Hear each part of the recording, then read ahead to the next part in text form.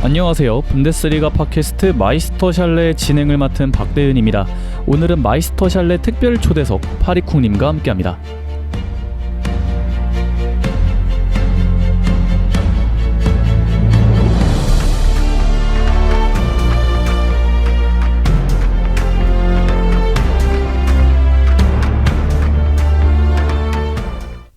네, 그 전에 오늘 참여하신 패널분들 간단히 자기소개 부탁드립니다. 안녕하세요. 바이옴팬 베넷입니다. 네, 안녕하세요. 바이에른 뮌헨 팬 정주영입니다. 네, 그럼 오늘의 초대석 손님 파리쿵님 간단하게 일단 박수 한번 칠까요? 네, 간단하게 자기소개 부탁드립니다. 네, 안녕하세요. 저 PSG 응원한 지 어느덧 12년 차가 된 파리쿡이라는 닉네임으로 활동하고 있는 장건국이라고 합니다. 반갑습니다. 한 번 더. 반갑습니다.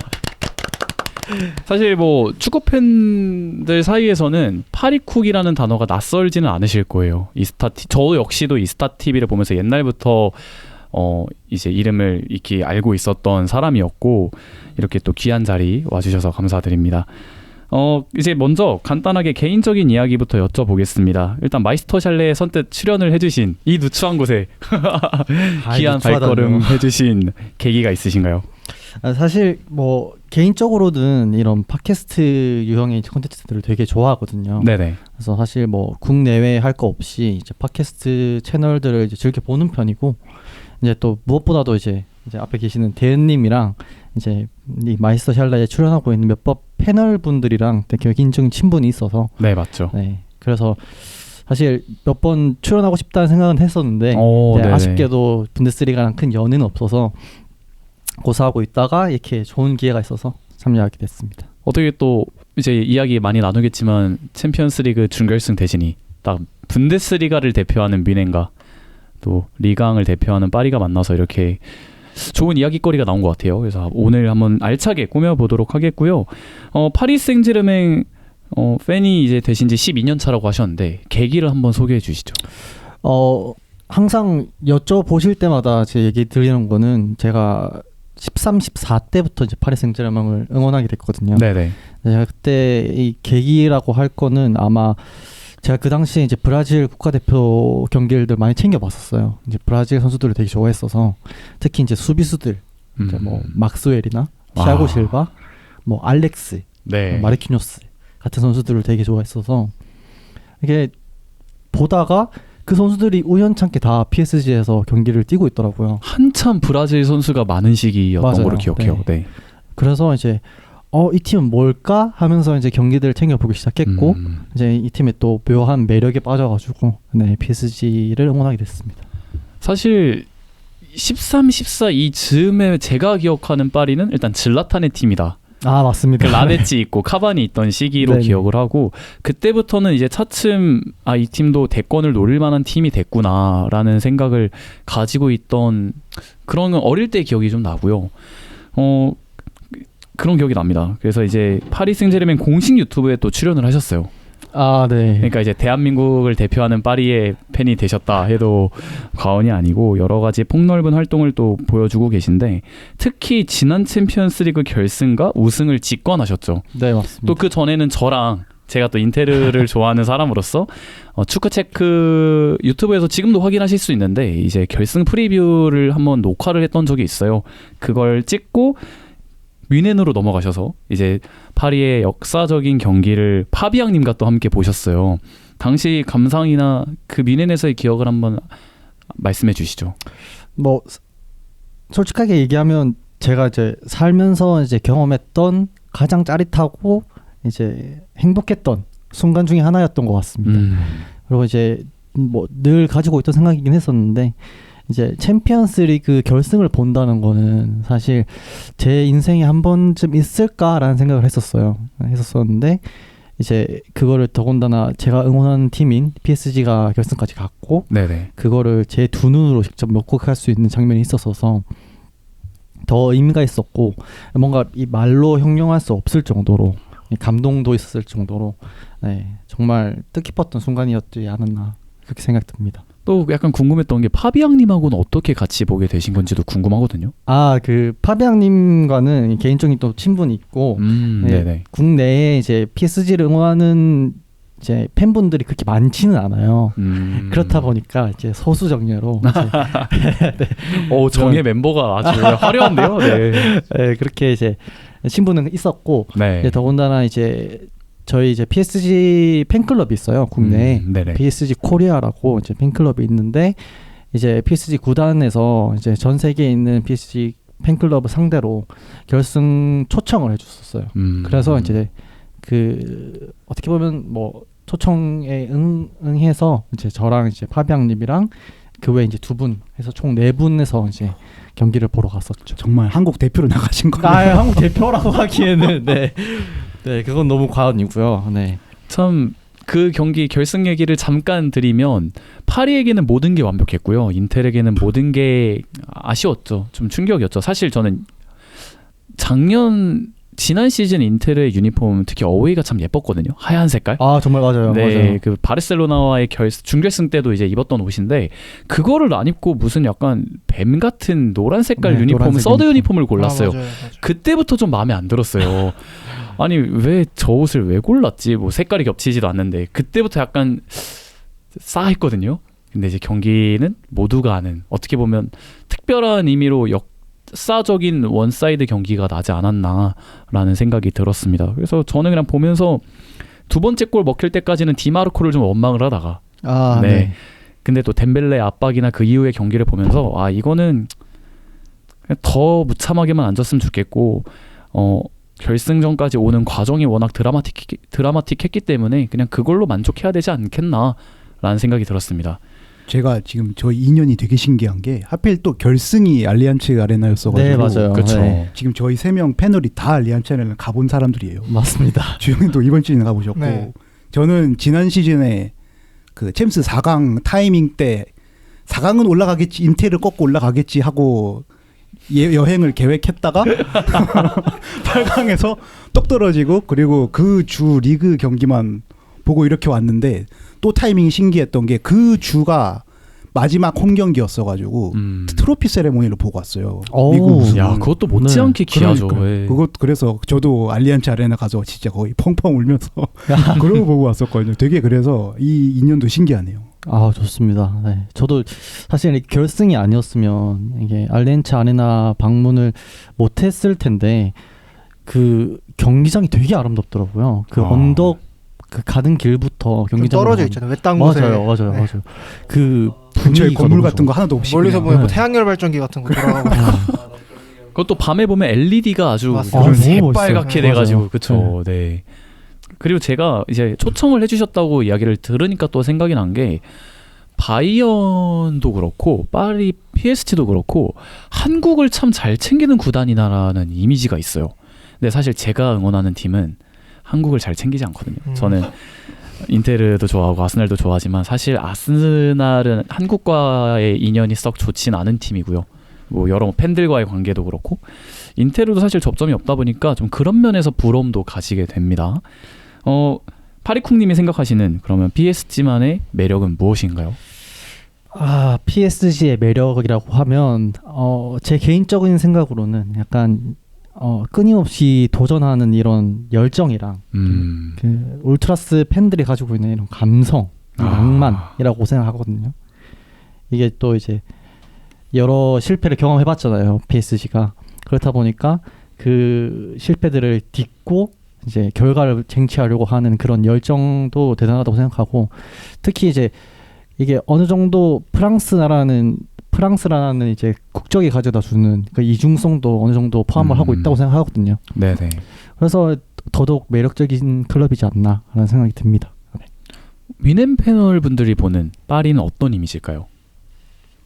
일단 저부터 먼저 말씀드리면, 그러니까 이제 파리 생제르맹이라는 팀을 뭐 원래도 알고 있었지만 어쨌든 이렇게 매번 챔스 4강 결승 이 정도로 갈 되게 높은 성적을 보여주고 있는 건 상대적으로 최근이라고 생각을 하는데, 이제 저도 그 파비앙님 그 뭐 유튜브나 이런 데서 좀 파리 생제르맹을 많이 접해왔고 지금도 접하고 있는데, 이제 평소 뭐 유튜버 분들이 이렇게 뭐 파리 생제르맹 팬이라고 해서 올리는 경우는 많지 않았었잖아요. 네. 근데 저도 그렇게 뭐 파리쿵님이나 이렇게 파비앙님 같은 유튜브 채널 이렇게 보면서 하는데 굉장히 이 약간 저의 편견이었을 수도 있는데 제가 많이 접하진 않잖아요. 사람들이 프랑스 축구를. 네. 그래서 이렇게 보는데 생각보다 이런 울트라스 분들도 굉장히 열성적으로 응원하고 저도 독일도 울트라스 하면 또 빼놓지 않는 나라 중에 또 하나여서 생각보다 이렇게 엄청 울트라스 분들이 멋있게 응원하시더라고요. 또 이게 나라마다 그 매력이 다 있다고 저도 생각을 하는데 또 독일이 갖고 있는 매력, 뭐 영국이 갖고 있는 매력과 또 다른 또 매력이 또 프랑스 축구, 특히 파리 생제르맹 같은 대형 클럽에서 보이니까 또 저도 파리쿵님께서 말씀해 주셨던 것처럼 그런 열성적인 응원이 좀 인상 깊었고 최근에는 워낙 흐비차나 뭐 덴벨, 뭐 발롱도르 수상자도 그렇죠. 미네는 항상 바라고 있는 그런 발롱도르 수상자도 이제 파리 생제르맹에서 나온 거 보고 아 진짜 좀 이제는 항상 챔스 상위권 그리고 전 세계 이제 탑 클럽의 위치에 원래도 있었지만 이제 공고히 하지 않았나 이런 느낌이 저는 좀 강하게 듭니다. 그리고 무엇보다 한 10년 보셨는데 그 10년 동안 아쉬웠던 거를 한 방에 털어버렸는데 그 결과가 트래블이라는 그쵸. 최강의 결과로 나온 그쵸. 거잖아요. 네. 그게 진짜 서사가 멋있다. 그런 생각은 있었어요.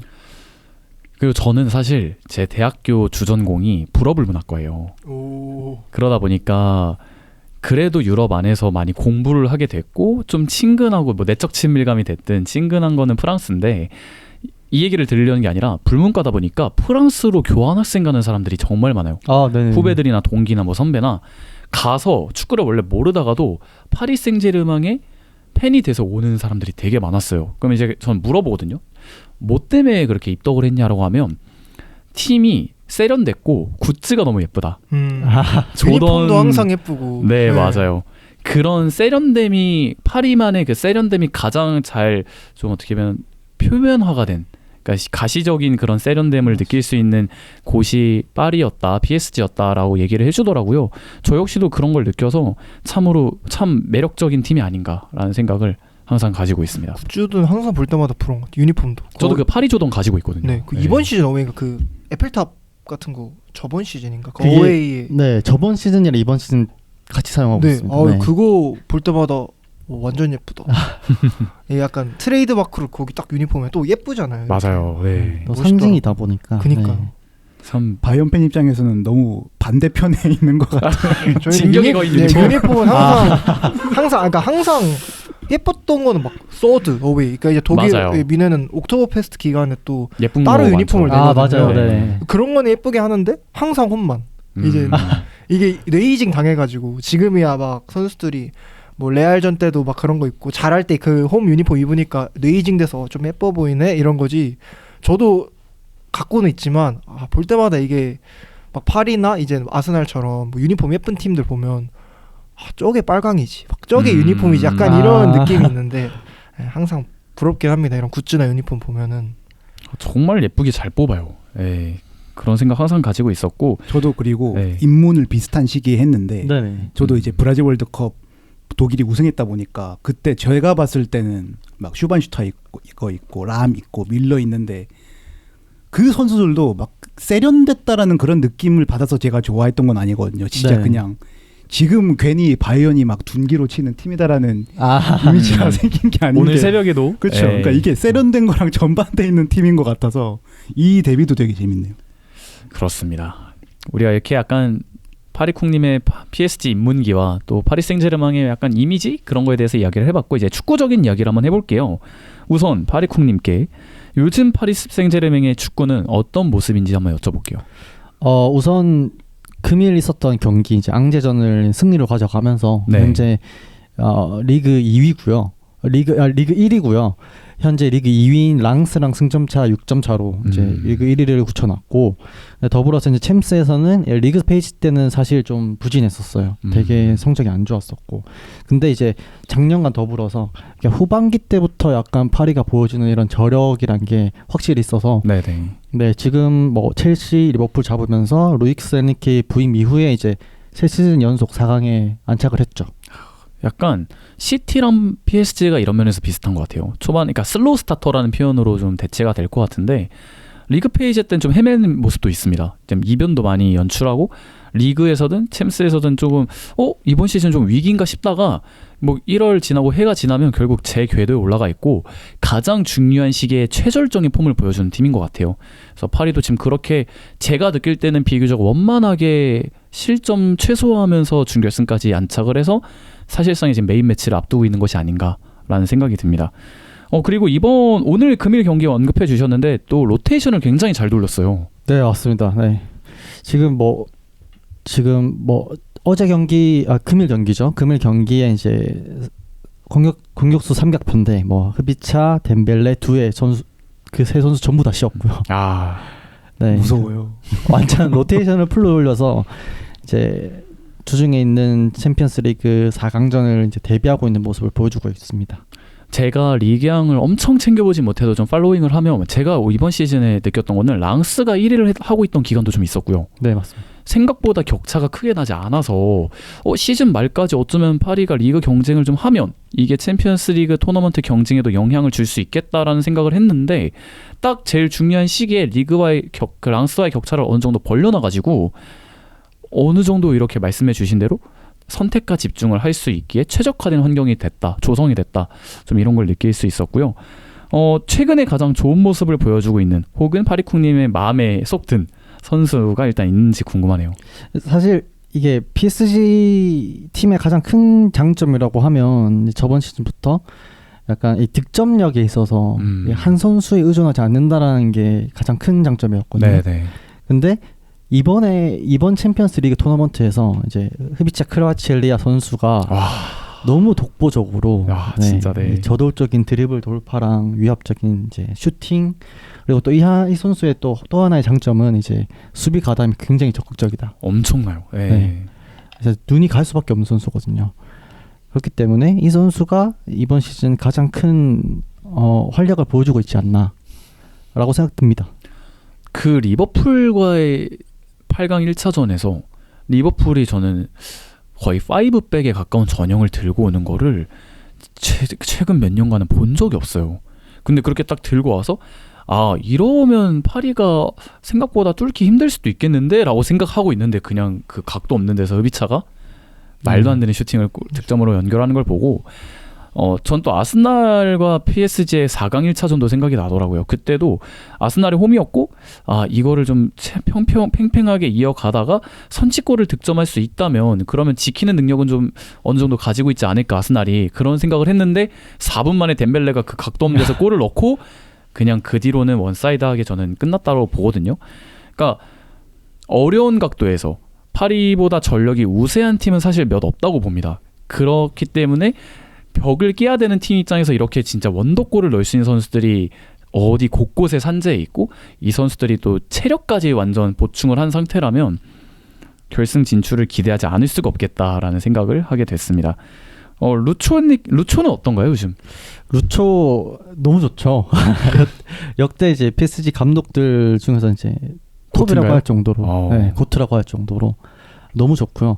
특히 감독이 가지고 있는 본인의 철학. 이랑 팀 선수들 간의 이제 결속력을 다지는 그런 스위칭 전술 혹은 이제 원투원 이제 맨투맨 전술이라든지 이런 것들이 이제 굉장히 효율적으로 이제 플레이가 되고요. 네네. 그리고 이제 체력적인 부분도 리그랑 챔스 병행하면서 이제 로테이션 돌리면서 이제 관리해주는 것을 봤을 때는 확실히 코치보다는 매니저에 더 가까운 완성된 감독이라고 생각됩니다. 네.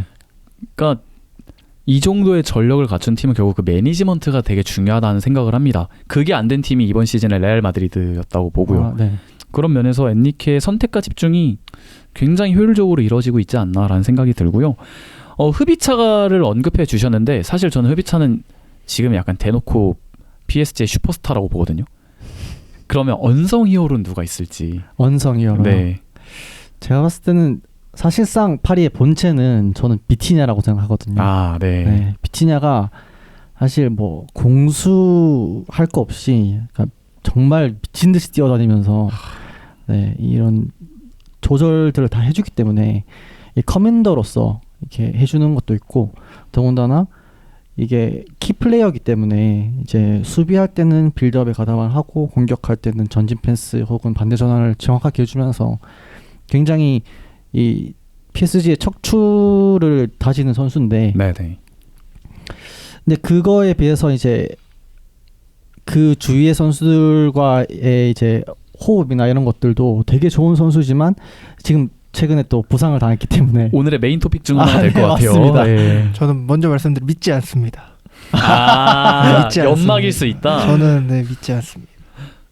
한번 이따가 또 얘기를 해보고 네. 네, 마저 말씀해 주시죠. 네, 그래서 저는 언성 이후로는 당연히 비티냐다. 비티냐라고 하지 않을까. 제가 챔결 보면서 딱 느꼈던 게 그거예요. 저도 약간 키가 크지 않고 개인적으로 뭐 양발을 잘 쓰는 편이 아니고 그래도 많이 뛰는 걸 좋아하는 개인적인 성향이 있어서 비티냐, 주앙 네베스 이런 선수를 되게 좋아해요. 맞습니다. 그리고 인테르에서도 바렐라를 제일 좋아하는데 그 파리가 결승전에서 보여준 그 경기력은 제가 이상적으로 생각하는 축구의 모든 걸 보여주는 경기였어요. 근데 우리 팀에 저런 미드필더 구성이 되면 게다가 또 파비앙처럼 피지컬도 되는 선수도 같이 있잖아요. 왼발을 쓰면서 와 저런 조합을 갖추고 저렇게 큰 무대에서 좋은 모습 보여주는 팀을 내가 언제 응원해 볼 일이 있을까? 이런 생각이 들었던 참 임팩트가 상당했던 기억이 나고 비티냐는 이번 시즌에도 너무 거뜬한 모습을 보여주고 있는데 지금 몸 상태가 불확실하기 때문에 저희가 이제 메인 토픽으로 한번 다뤄보도록 하겠습니다. 그렇게 자연스럽게 이제 준결승 프리뷰를 본격적으로 시작을 해볼게요. 자 우선 지금 미넨의 상황은 어떤지 미넨 패널 두 분께서 한번 소개를 해주시면 될 것 같아요.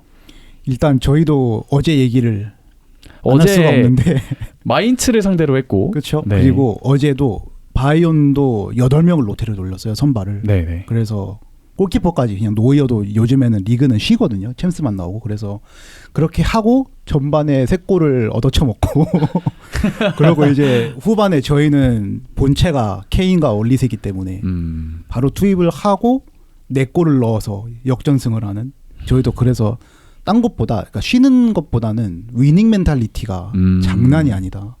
그게 그러니까 제일 큰 인상 장점인 깊은 것 같아요. 저는 이미 미넨이 우승을 확정을 했잖아요.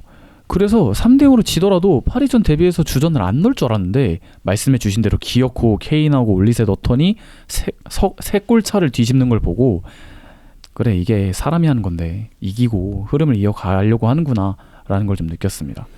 근데 이제 이게 그 기자회견 할 때 보니까 그 케인이랑 올리세 투입은 예정돼 있었다고 하더라고요. 이게 지고 있어서 투입을 한 것도 없지 않아 있었겠지만 그 콤파니가 무작정 쉬게 그 기자회견에서 이제 무조건 쉬게 해주는 게 약간 휴가처럼 느껴지고 이런 게 싫어서 원래 되게 콤파니 본인이 그 약간 선수들 뛰는 경기 감각을 굉장히 중요시한다고 하더라고요. 그래서 뭐 그런 베테랑급 선수들을 한 경기 쉬어주는 것도 뭐 좋은 방안일 수 있겠지만 콤파니는 그 원래 45분 끝나고 후반전에 이제 케인이랑 올리세를 투입을 할 그게 예정되어 있었다고 기자회견에서 말을 했고 이제 저도 배님께서 말씀해 주신 것처럼 오히려 이렇게 좋은 분위기는 처음 보는 것 같아요. 저도 비슷한 시기에 저도 브라질 월드컵 끝나고부터 한 12년 정도째 응원을 하고 있는데 오히려 저도 이제 트랩을 그때 봤을 때 1920 때보다 더 분위기 자체는 좋은 것 같고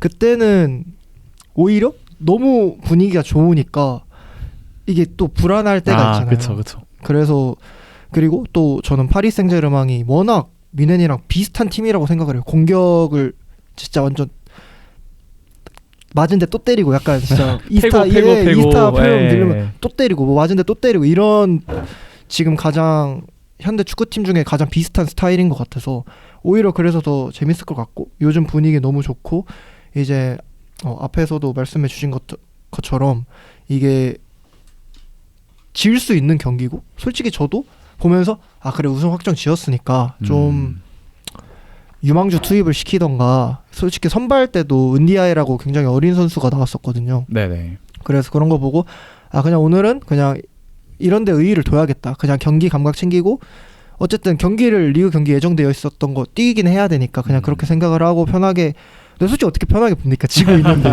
아무리 로테어도 3대0으로 지고 있기 때문에 좋진 않았는데 워낙 다들 이렇게 이겨주는 거 보고 이거 진짜 뭔가 여기서 뭔가 삐끗해서 파리 생제르맹전에서 뭐 안 좋은 결과 있다던가 이러면은 오히려 좀 더 크게 꺾일 수도 있겠다. 이게 오히려 상승세인 팀이 꺾이면 확 꺾인다고 생각을 하거든요. 네네. 그래서 오히려 그런 게 조금 좋은 의미에서 불안함 이런 거 워낙 이제 분위기가 좋고 팀 결속력이 워낙 잘 되고 있다고 생각하는 게 지금 현 미넨 분위기인 것 같습니다. 양 팀 모두 지금이 최고점에 근접한 컨디션인 것 같아요. 특히 이번 시즌 안에서만 보더라도 최고점이라는 거는 내려갈 일밖에 없을 수도 있잖아요. 어떻게 보면. 그렇죠. 이게 지는 팀은 그렇게 느낄 수밖에 없는 게 승부니까 충분히 느낄 수밖에 없는 불안감이 아닌가. 이건 뭐 파리쿵님도 마찬가지라고 느끼실 것 같고요.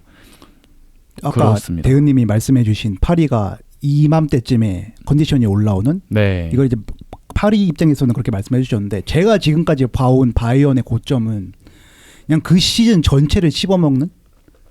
그러니까 업앤다운이 크지 않고 그냥 항상 네. 고점에 있는. 트랩을 했던 시즌은 전부 다 그랬던 것 같아요. 물론 1920은 중간에 감독이 바뀌고 나서 이제 그 기운이 시작되기는 했지만 플릭 부임 후에. 네. 그래서 그냥 이 팀은 꺾을 팀이 없다. 그게 시즌 전체에 이어져서 트래블까지 이어진 게 저는 두 번 다라고 생각을 하거든요. 근데 그 느낌을 주영님 말씀해 주신 대로 이번 시즌은 좀 세게 받고 있다. 그게 제일 크게 기대하고 있는 부분이고, 그리고 선수 얘기를 조금 더 해보자면은 키미히랑 우파메카노는 아예 그냥 결장을 시켜서 쉬었습니다. 그래서 네. 중요한 선수 그 둘 어쨌든 우파메카노는 흡입차를 막아야 되는 역할일 거고, 키미도 이제 비티냐 같은 존재죠. 대응하는 그렇죠. 선수기 그렇죠. 때문에. 네. 그리고 저는 제가 생각하는 바이언의 언성 히어로는 파블로비치거든요. 파블로비치. 항상 모든 경기 제일 많이 뛴 선수 보면은 파블로비치고, 파블로비치도 피지컬이 되기 때문에 그 선수가 좀 키미의 똥을 닦아주는 역할, 덕분에 키미가 패스를 잘 뿌려줄 수 있는 그런 역할이라고 생각을 해서 저는 파블로비치도 그 아까 뭐 콤파니 감독이 인터뷰 때 말은 그렇게 했지만 솔직히 저는 좀 인터뷰는 걸러들어야 될 필요가 있다고 생각을 하는 게, 이선에 그나브리랑 카리 부상이라서 없어가지고 로테를 돌릴 선수 자체가 없었어요. 숫자가 좀 부족하죠. 네, 그냥 지금. 네 자리인데 선수가 5명밖에 없는 그중 어쨌든 그런 상황이었어서 그 선발로 나왔던 주전조도 그 만약에 진짜 경기를 이기고 싶어서 그 전반 끝나고 교체를 투입을 했다면은 디아스를 안 뺐을 텐데 약속이 돼 있었기 때문에 디아스를 뺐다고는 생각은 하지만 어쨌든 그렇게 다 뛸 수밖에 없는 상황이어서 저는 뛰었다고 생각을 하고, 그래서 좀 디아스는 걱정이 좀 돼요. 전반에 너무 모습도 좀 별로였던 것 같기도 하고 이번 시즌 진짜 너무 많이 뛰기도 했고, 그래서 믿을 수 있는 거는 결국에는 올리세랑 케인이 오른쪽에서 해줘야 된다. 한지 플릭의 바이른 미넨이 정말 압도적인 포스로 그때도 이제 파리를 상대를 했었죠. 그쵸. 그때 이제 트래블을 할 때를 기억하면 저는 키미와 고레츠카의 조합이 너무나도 인상적이었거든요. 전 그때 플릭을 너무 좋게 봤고 그때 미넨 너무 잘 봤는데, 저는 그때 고레츠카가 최애 선수였었기 때문에 그럴 만한 지금은 퍼포먼스였어요. 너무너무 싫어하지만 그때는 티아고가 알칸타라 맞아요. 티아고가 이게 진짜 컸던 것 같아요. 이 티아고가 미넨을 그 우승하고 떠났던 걸로 기억을 하는데, 아직까지도 그 티아고의 목마름이, 그러니까 그렇게 볼을 차는 선수가 그 이후에 없었고, 그 갈증에 계속해서, 그러니까 볼 잘 차는 미드필더를 미넨이 계속 원했던 이유도 그런 것 같던 것 같아요. 티아고는 그 시기에 제가 제일 좋아하는 선수였던 걸로 너무 기억합니다. 도사였죠. 축구 그렇죠. 도사. 저는 약간 여담이지만 그때 너무 축구를 인상 깊게 봐서 지금도 FC 온라인 닉네임이 플릭이거든요. 희귀 닉네임이시네. 네. 물론 이제 앞에 뭐 클랜 이름이 있긴 네. 하지만 그만큼 인상 깊게 봤는데, 왜 그 말씀을 드렸냐면 롤은 다를 수 있고 완벽히 겹치진 않으나 그때 고레츠카에게 봤던 롤 혹은 모습이 지금 파블로비치에게 좀 겹쳐 보이더라고요. 저는. 그래서 이 팀도 지금 중원이 장난이 아니구나. 키미는 건재하고 파블로비치가 이렇게 올라주고 고레츠카는 이제 많이 전성기가 지났지만 그래도 존재는 하고 아직 피루시에. 그렇기 때문에 참 재밌는 중원 매치업이 되지 않을까 싶어요. 다시 이제 PSG 얘기로 돌아보면 PSG는 일단 디펜딩 챔피언이죠. 트래블을 맞습니다. 직전 시즌에 했던 팀인데 이번 시즌 리그 페이즈에서는 뮌헨에게 1대2 패배를 당했던 적이 있습니다. 이게 11월 5일 경기였거든요. 하지만 그 경기를 바탕으로 뮌헨이 유리할 거다라는 예상은 할 수가 없죠. 아스날도 리그 페이지에서 파리를 이겼지만 두 경기 모두 패배를 했던 거랑 같은 것처럼, 그렇다면 이번 4강전과는 4강전에는 11월 경기랑 무엇이 다르다고 좀 보고 계신가요? 우선 뭐 대현님께서 말씀해줬던 것처럼 리그 페이지 때와 이제 토너먼트 때 이제 PSG는 확연히 다른 팀이라고 봐도 무방할 것 같아요. 네. 퍼포먼스 자체도 다르고요. 이 팀이 가지고 있는 이 정체성 같은 것도 완전히 다르거든요. 그래서 그러니까 이 루이초 감독이 이제 생각하고 있는 이런 전술적인 부분이나 이 아까 말씀드렸던 1대1 맨투맨 프레싱 그리고 이제 필드 플레이 전원이 스위칭을 가져가는 이 로테이션 플레이 그리고 트랜지션 같은 네. 것들을 봤을 때 확실히 리그 페이지 때랑 건 정반대고요. 그리고 이거를 이제 PSG가 얼마나 효율적으로 경기를 운영해 나갈지가 아마 키포인트가 되지 않을까. 그러니까 확실히 완성하고 있던 그리고 약간은 이제 클럽 월드컵까지 결승까지 뛰고 약간의 좀 리프레시를 하고 있는 시기에 만난 그 경기였고 지금은 완전히 본 매치잖아요. 그렇기 때문에 확실히 말씀해 주신 것처럼 11월 경기를 생각하고 미넨이 들어오면 굉장히 많이 당황할 가능성이 높다. 이건 뭐 아스날 팬으로서도 확실히 말씀드릴 수 있는 부분입니다. 네. 제가 오늘 이 녹음 준비하면서 그래서 그때 경기 좀 다시 봤는데 11월 경기. 네. 뭐 사람들이 대부분 기억하는 거는 이제 덴벨레가 그 부상 때문에 일찍 네. 교체돼서 이강인 선수 출전한 거는 다 기억을 하실 것 같은데 저는 놀랐던 게 그 경기에 흐비차 선수가 나왔던 게 기억이 잘 안 나더라고요. 그래서 그때도 흐비차 선수도 그 크럴 그 영향도 있었을 거고 한창 폼이 안 좋았을 때였다고 생각을 해서 저는 그렇게 됐다고 생각을 하는데 지금은 또 흐비차 선수가 제일 잘하는 입장이기 때문에 제일 무섭기도 하고 그렇습니다. 그러면 바로 이어서 질문을 드릴게요. 바이에른 뮌헨은 라인을 거의 전 세계에서 가장 많이 올리는 팀 중에 하나입니다. 뭐 바르셀로나도 있고 뭐 아스날도 있고 이렇겠지만 하지만 파리 생제르맹은 모든 공격진이 굉장히 빠르고 드리블도 잘 치고요. 압박도 강하죠. 그러면 이 리스크를 분명히 좀 부담을 할 수밖에 없는 상성이잖아요. 그럼 뮌헨 입장에선 이 파리의 매서운 공격진을 어떻게 감당을 해야 된다고 보시나요? 저 먼저 말씀드리면 그게 가장 잘 드러났던 게 최근에 레알 경기였던 것 같아요.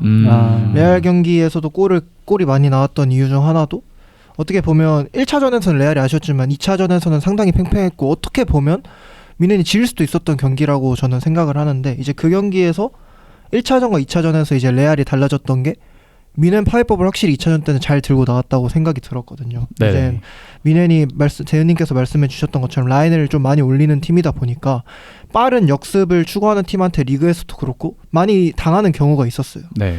근데 레알 2차전 같은 경우에는 이제 아르벨로가 잘 준비를 해와서 이제 어떤 장면이 저는 약간 웃겼냐면 분명히 이 전 세계에서 가장 축구를 잘하는 선수들이 모였는데 막 전술도 전술인데 레알 선수들이 그냥 앞으로 뻥뻥 차냈던 경우가 좀 꽤 많이 나왔었거든요. 네네. 근데 그게 그 뻥뻥 차내는데 이제 수비수들 입장에서는 뒤쪽으로 날라오는 공들은 어쨌든 리스크가 있을 수밖에 없거든요. 왜냐면 센터백 같은 경우에는 뒤에 키퍼밖에 없기 때문에 그 공중볼보단 당연히 이제 땅볼보다 공중볼이 어렵기 때문에 근데 이제 위로 뻥뻥 차내는데 그거 뭐 우파메카노 실수가 나오는 경우도 있었고 그런 경우에서 운 좋게 레알 뭐 비니시우스나 음바페 같은 선수들이 공을 잡는다면 이제 센터백과 1대1 상황일 수밖에 없는 거거든요. 그래서 이제 그런 뒷공간을 노리는 패스들에 많이 당해서 골도 많이 나왔고 역습 상황에서도 뭐 비니시우스 어시스트에서 음바페에 먹혔던 장면도 기억이 나고요. 근데 저희는 그런 경기에서도 보여줬다시피 안 내릴 겁니다. 그러니까 이거는 콤파니 저번 시즌에도 그렇고 이번 시즌에도 항상 강팀 간의 경기 때는 솔직히 좀 조심하면서 라인을 올리고 이런 거 저도 이럴 줄 알았거든요. 팬으로서. 왜냐면 어쨌든 솔직히 말로는 3골 먹히면 4골 넣으면 된다고 하지만 3골 먹히는 4골 넣는 게 쉬운 일은 또 아니잖아요. 오히려 따라 잡는 게 더 어려운 근데 거고. 오늘 뮌헨은 하지 않았나요? 그건 좀 그냥 그쵸. 운이 좋았던 것 같고 근데 네네. 이젠 쉬운 일이 아니니까 리스크도 당연하죠. 있고 당연하죠. 네. 왜냐하면 특히 노가웃 스테이지에서는 특히 토너먼트 올라와서는 지면 떨어지는 거기 때문에 메꿀 수도 없기 때문에 그래서 저는 하지만 이번 시즌 콤파니 저번 시즌 이번 시즌 콤파니가 계속 보여줬던 모습을 봤을 때는 PSG 전에서도 똑같이 올리고 분명히 그 장면에서 PSG한테 많이 약점이 노출될 거라고 생각합니다. 흐비차나 뭐 이런 발 빠른 선수 두에도 있고 그냥 모든 공격수들이 다 발이 빠르고 1대1에도 워낙 능한 선수들이기 때문에 먹힐 거라고 생각하지만 저희도 반대로 또 먹히면 또 넣고 하면 먹히고 이런 게 굉장히 팽팽하게 그러니까 보는 사람들 입장에선 재밌고 팬들 입장에서는 되게 약간 심장 쫄리는. 네. 심장이 막 이렇게 쫄릴 것 같은 할 수밖에 없는 그런 경기가 되지 않을까 저는 생각을 합니다.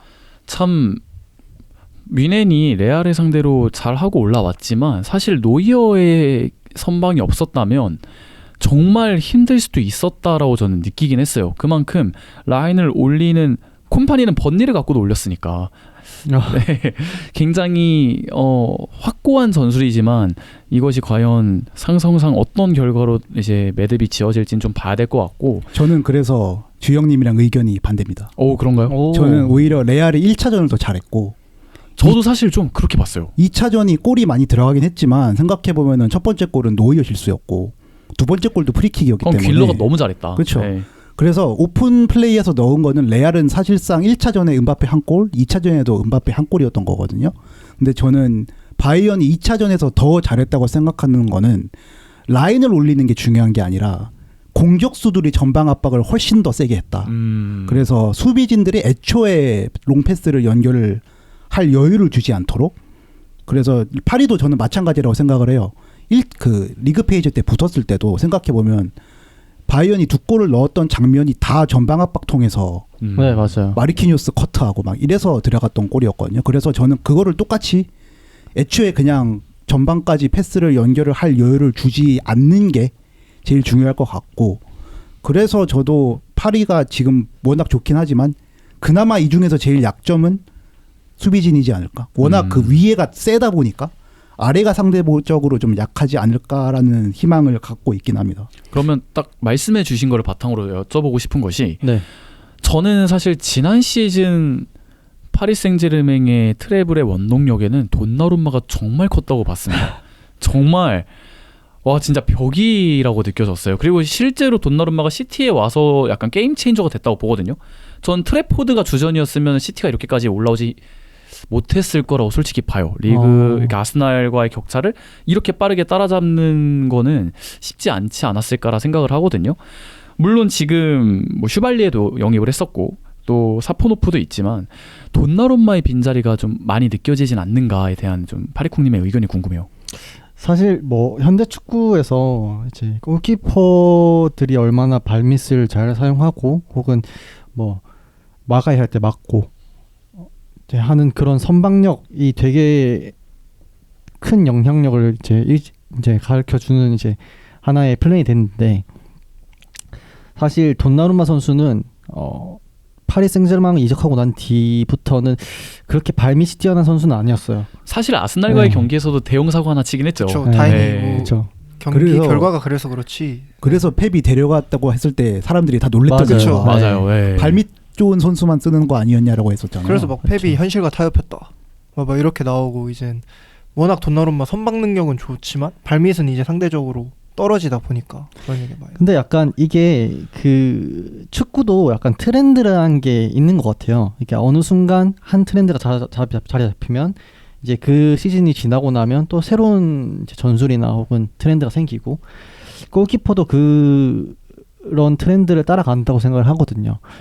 뭐 불과 몇 년 전까지만 해도 이제 골키퍼들의 발밑이 되게 중요하게 여겨졌고 뭐 그런 골키퍼부터 시작하는 빌드업 자체가 되게 중요했던 시기가 있었는데 이제 작년에 돈나룸마 선수가 뭐 어느 정도 이제 루초 감독 아래에서 이제 발밑이 늘어나기도 했고요. 발밑 기술이 늘어나기도 했고 더군다나 좀 이 선수가 워낙 어릴 때부터 데뷔를 했던 선수라 16살인가 네, 그때부터 최연소 했죠. 그거 네. 뭐, 그쵸. 네, 있었던 그리고 것 되게 뭐 큰 대회들도 많이 참가를 했었고 네. 심지어 유로 우승도 했던 하지만 선수다 보니까. 월드컵을 출전하지 못하고 아, 있죠. 그쵸. 네네. 그것도 다 좀 여러 의미로 대단한 그렇죠. 여러 의미로 네, 대단한데 네. 맞아요.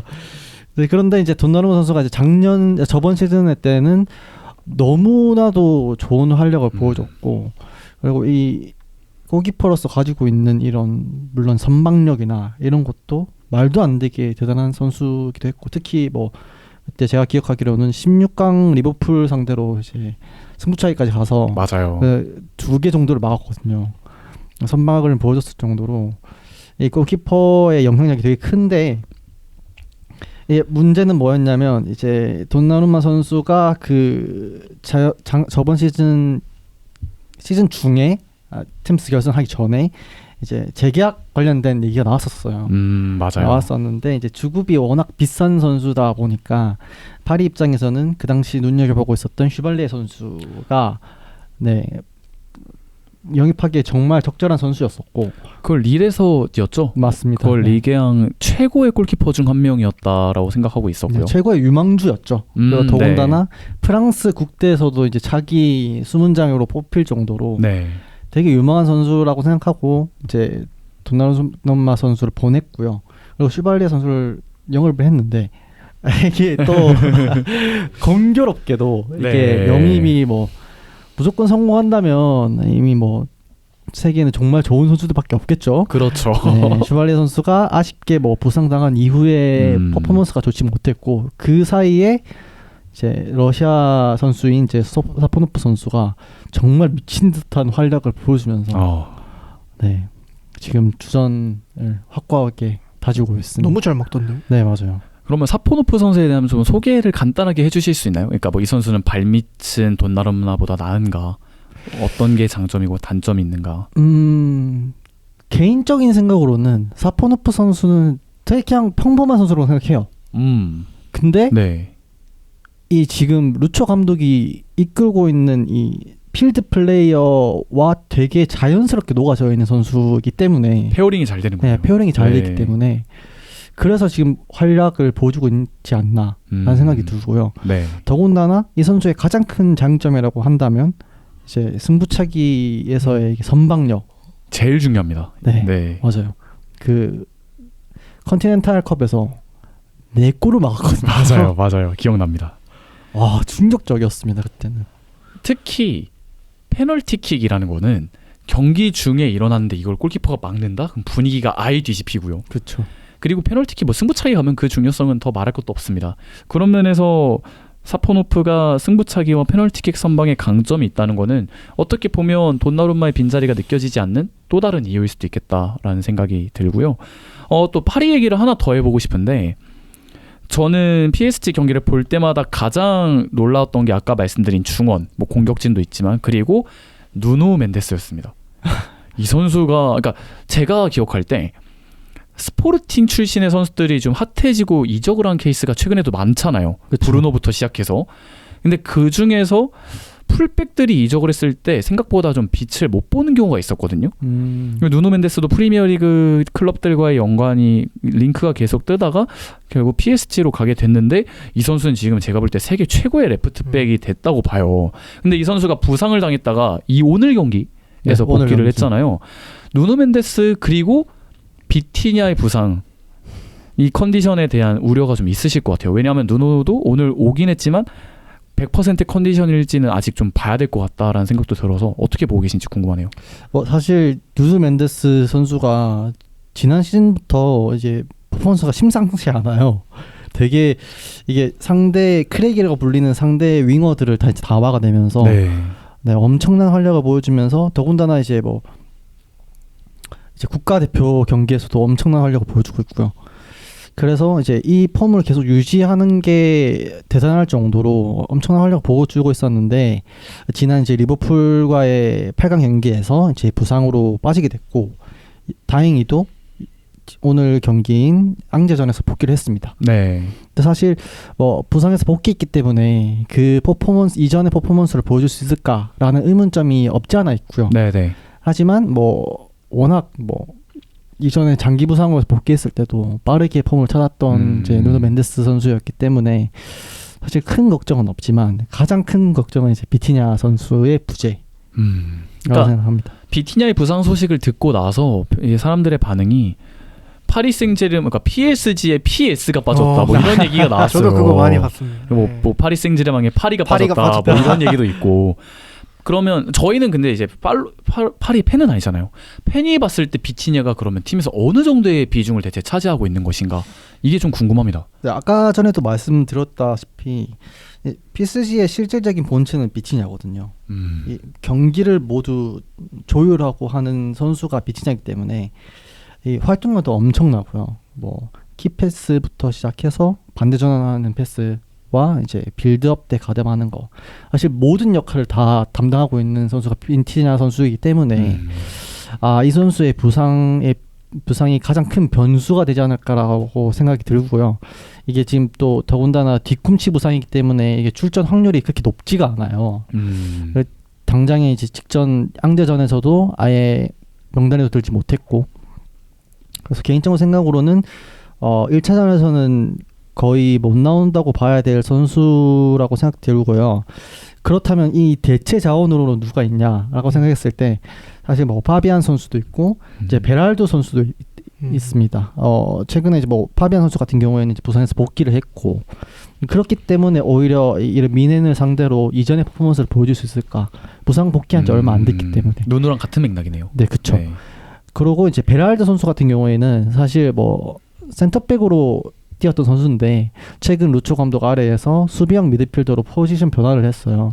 포변을 한 선수고 리그에서 굉장히 좋은 퍼포먼스를 보여주고 있거든요. 네네. 직전 앙제전에서도 골 넣었고 이강인 선수의 어시스트를 통해서 득점을 할 정도로 굉장히 안정적인 모습, 심지어 센터백일 때보다 더 안정적이고 더 핵심적인 역할을 해주는데, 근데 이 선수가 이제 챔스라는 강한 압박 속에서 이 퍼포먼스를 유지할 수 있을지 그것 또한 미지수이기 때문에 사실 이 포지션에 있어서 이 비티냐의 부재가 가장 큰 변수가 되지 않을까 생각합니다. 바이언 팬 입장에서도 너무 공감이 되는 게 좀 난자리가 큰 선수라고 하잖아요. 있을 때보다는. 맞아요. 바이언도 키미가 없을 때 경기가 진짜 너무 답답해지는 그 부분에서 너무 공감이 되고, 그리고 잘하던데요, 베랄드. 베랄드 잘합니다. 나이도 어린데 잘하던데요. 부럽던데. 그러면 약간 파리쿵님은 중원 조합이 어떻게 갖춰져서 나올 거라고 예상을 좀 하고 계신가요? 기본적으로 네베스 선수와 자일 에미레 선수는 확고하다고 생각되고요. 나머지 한 자리가 파비안 아니면 베랄드인데 직전 앙제전에서의 활약을 봤을 때는 베랄드 선수가 어느 정도 조금 더 우위에 있지 않을까라는 생각이 듭니다. 더군다나 이제 챔피언스리그 직전 8강에서 이제 리버풀전에서 이제 베랄드 선수가 교체로 나왔었거든요. 네네. 그때도 나쁘진 않았어요. 그래서 아마 이번에도 같은 생각을 하지 않을까, 루초 감독이. 알겠습니다. 반면 바이언은 지금 칼도 부상을 당한 지 꽤 됐고요. 그리고 무엇보다 그냐브리, 특히 중앙으로 출전하면서 조금 예전에 그 전성기 때 모습을 좀 더 보여준 듯했던 그냐브리가 시즌 아웃을 당한 상태입니다.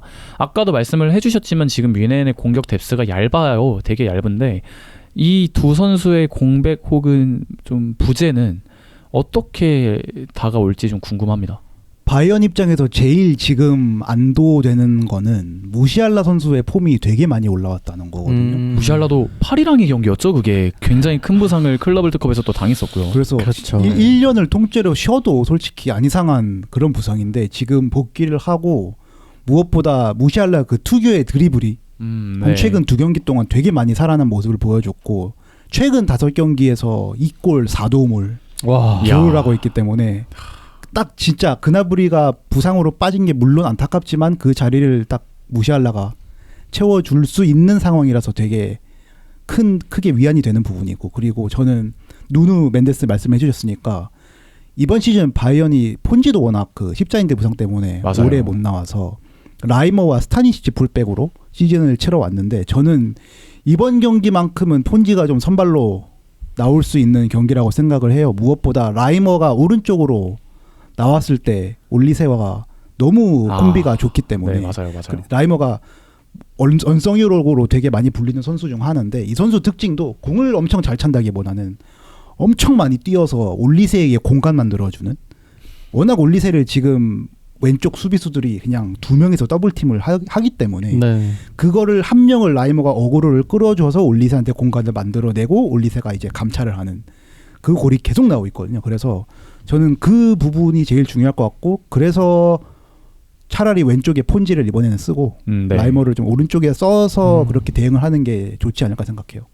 주영님은 어떻게 좀 생각하고 계신가요? 저도 앞에 말씀을 워낙 잘 해주셨는데 무시알라가 어쨌든 폼을 좀 찾고 있는 게 너무 다행인 것 같고, 그나브레가 너무 잘해주고 있었어요. 맞아요. 네. 너무 잘해주고 있었고, 뭐 그나브리의 부재가 크긴 하지만 그래도 그나마 다행인 점은 이제 미넨이 리그 우승을 확정지었기 때문에 그런 면에서 어쨌든 선발 선수를 무조건 내보내는 경우는 어떻게 보면 다른 팀에 비해서 줄었다고 생각하거든요. 뭐 앞에서 만약에 뭐 8일 꺾더라도 아스날 아틀레티코 우승 그 승자랑 만나게 될 텐데 거기도 아직 확정짓지 않았기 때문에 선발을 거의 다 리그 같은데 내보내는 거에 비하면 미네는 그나마 다행이라고 생각을 하고 칼도 PSG 전에서는 복귀를 할 것 같다라고 기사가 나오고 있기는 하더라고요. 그래서 그런 거 봤을 때는 그나브리의 부재가 너무 뼈 아프지만 그래도 그나브리 빼고 나머지 선수들이 다 복귀를 할 예정이기 때문에 그거는 다행이라고 생각을 하고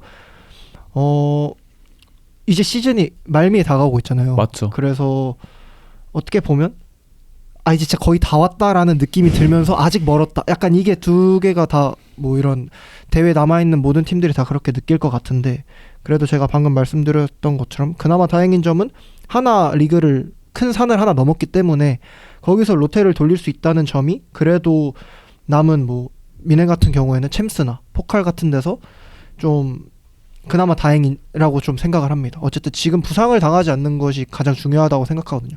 지금 뭐 전술을 바꾸고 이런 것보다 지금은 결국 우승할 팀은 부상 안 당하고 베스트 11이 가동될 수 있다면 그래도 다 우승할 가능성들이 다 있는 팀이라고 생각을 하기 때문에 미넨 입장에서는 그나브리의 부재가 뼈 아프지만 그나마 다행이다라고 저는 생각을 합니다. 제가 예전에 그 축구체크에서 진행했던 결승전 프리뷰 팟캐스트에서도 그 말씀을 드린 적이 있어요.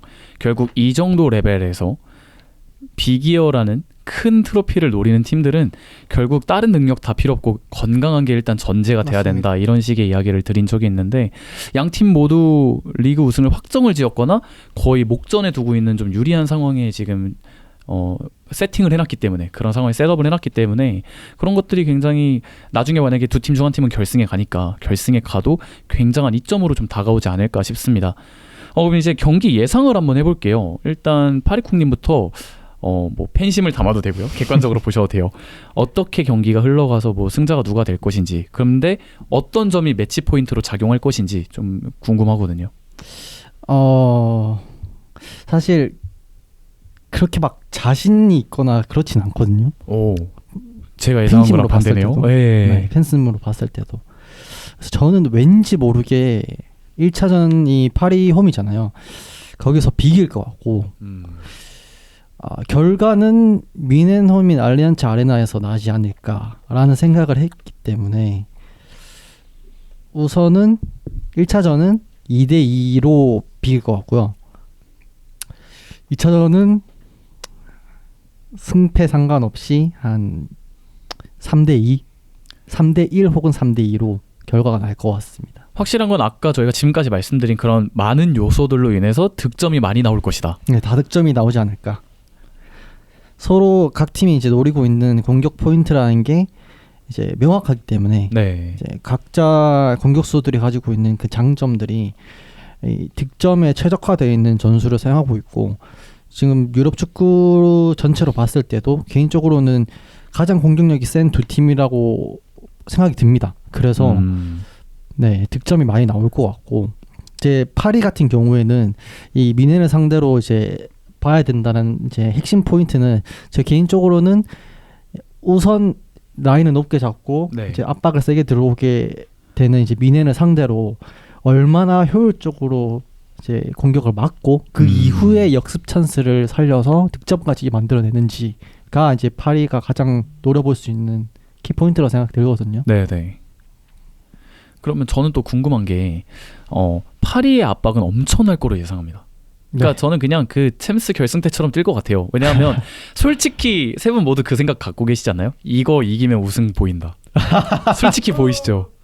딴 것보다 4강 대진 보고 사람들이 다 생각하는 게 여기가 결승전이다. 여기가 결승전이라고 생각할 수밖에 없는 게 반대쪽은 다 수비적인 축구를 하는 맞아요. 두 팀이 붙은 반면에 여기는 둘 다 그냥 닭공을 하는 팀이 가장 붙었기 퍼포먼스가 때문에. 좋고요. 이따 제가 마지막으로 한번 여쭤볼 건데 그 누가 올랐으면 좋겠냐를 한번 여쭤보겠습니다.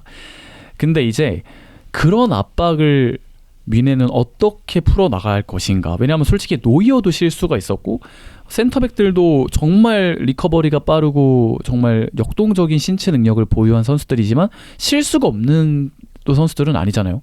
그런 면에서는 어떤 포인트를 두고 어떻게 경기가 펼쳐질 것이라 예상하는지 궁금하거든요. 저는 제일 불안한 부분은 감독이 옐로 트러블 걸려서 1차전을 결정을 해야 돼요.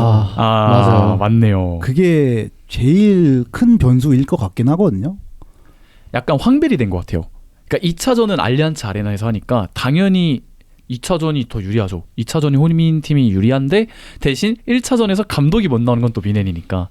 네. 저는 그래서 제일 최악의 결과가 나오더라도 2골 차 패배까지 좀 잘 막아냈으면 그래도 홈에서는 가능성이 있을 것 같다. 저는 그 정도 의견이고. 너무 겸손한 것 같은데요. 감독이 없는 게 저는 되게 크다고 생각을 해서 콤파니 감독의 제일 큰 장점이 이번 시즌에도 그렇고 피드백이 빠르다는 거거든요. 그거 그래서 굉장히 중요합니다. 네. 경기 중에서도 막 하프타임 때 바꿔가지고 그걸로 경기 결과를 바꿔내는 감독이기 때문에 저는 부재가 생각했던 것보다도 더 클 수 있을 거라고 생각을 하고 그래도 지금 공격진으로는 지공 상황에서 한 골은 넣을 수 있다고 생각을 해서 최악이라도 한 3대 1패? 그래도 그렇게 해서 근데 좀 이렇게 입가에 웃음을 짓고 계시죠? 그랬으면 좋겠다는 여유가 있다는 말이죠. 예. 그렇게 홈으로 오면 홈에서는 좀 최악의 결과를 그 원정에서 거두지만 않는다면 홈에서는 가능성이 있지 않을까 생각합니다. 주영님은요? 저는 그러니까 동감하는데 아주 조금 다른 거는 이제 그게 만약에 뭐 예전 미넨이라면 저도 약간 이렇게 생각했을 것 같은데 요즘은 제 생각에는 선수들의 멘탈리티 자체가 어느 정도 다 비슷하게 동기화됐다고 생각을 해요. 위닝 멘탈리티가. 이젠 저도 경기를 보면서 이번 그 마인츠 마인츠 때도 고레츠카가 인터뷰하는데 콤파니가 화를 냈다고 하더라고요. 후반전에 그 하프타임 때. 이젠 그런 거 보면은 솔직히 이제 현대축구에서 워낙 뭐 이젠 감독이 같이 여기 없더라도 막 이렇게 전화로 하고 무전기 이게 쓰고 요즘은 그렇죠. 다 네. 그게 잘 돼 있어가지고 감독이 없으면은 없다고 해서 전술에 문제가 생기는 건 별로 없다고 생각을 하거든요.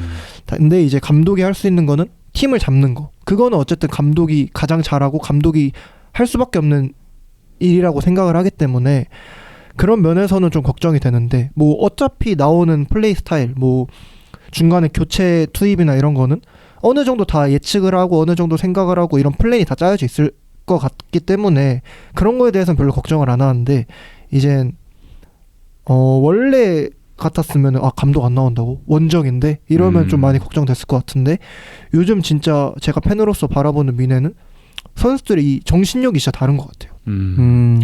뭐 마인츠 전에서도 그렇고 되게 특히 이제 저번에 우승을 확정 지었을 때도 그 세레모니를 일부러 안 했고 뭐 축하를 하긴 했지만 세레모니도 아직 끝난 게 아니니까 우승 세레모니도 리그 마지막 라운드에 하는 걸로 알고 있고 이제 그런 걸 봤을 때 선수들이 어쨌든 만약에 파리 전에서 예를 들어서 하프타임 때 경기가 그 전반전에 경기 내용이 안 좋다던가 아니면 경기 결과가 안 좋게 흘러가고 있을 때 선수들이 누구보다 그걸 잘 알 거라고 그런 멘탈리티가 잘 돼 있는 거라고 생각을 하기 때문에 그런 거에선 걱정이 안 되고 저의 걱정은 이젠 진짜 그 날 돼봐야 알 것 같은데 네. 이게 진짜 저는 파리가 공격진도 너무 무섭긴 한데 저는 그 미드필더 주앙 네베스랑 만약에 비티냐가 나온다고 했을 때 그게 굉장히 클 것 같아요. 만약에 그때 5분 10분 정도 보면 팬들이 다 알잖아요. 뭐 이 선수 오늘 긁힌다. 전적 나온다. 네, 네. 네. 주사 의혹 떴다. 그런 거 뭐 좀만 보면 아니까 그런 게 되게 중요할 것 같아요. 만약 그날 갔는데 뭐 미넨 선수들도 원정 갔을 때 왜 이러지? 했던 순간이 없지 않거든요. 만약에 이제 미넨이 그런 날이다 하면은 솔직히 좀 감독 없는 게 크게 느껴질 수 있는 부분이라고 생각을 하고 근데 만약에 파리도 이런 미드필더 주앙 네베스나 뭐 비치냐가 만약 나온다 아니면 뭐 다른 미드필더 선수들이 나왔을 때 잘한다 볼을 잘 돌린다 이러면은 굉장히 어쨌든 다득점 경기가 나올 거라고 생각을 하고 원사이드로 진행될 거라고 생각하지는 별로 않습니다.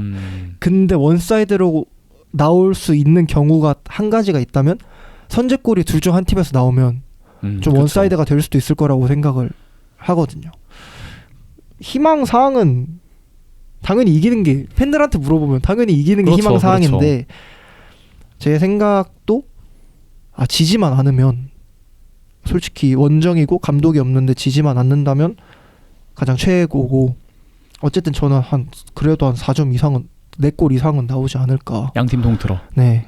와. 좀 치열할 것 같아요. 이게 솔직히 전에 이제 PSG랑 최근에 11월에 했을 때는 그 마르퀴즈 뉴스 쪽에서 실수가 나오기도 했고 그쵸. 약간 양팀 다 풀 전력이 아니었다고 생각해요. 그 지금과 비교해 봤을 때. 그렇죠. 네.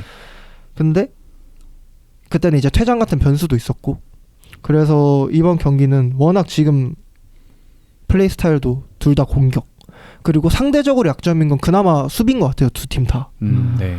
그렇기 때문에 비슷한 팀들끼리 만났기 때문에 다득점이 오히려 나오지 않을까 저는 그런 식으로 생각을 합니다. 제가 갑자기 이제 말씀을 듣고 나니까 갑자기 좀 궁금해진 것이 파리 생제르맹의 레전드 손꼽으라고 한다면 그 중에 마르키뉴스가 있다고 봐요. 저는. 아 당연하죠. 그렇죠. 네.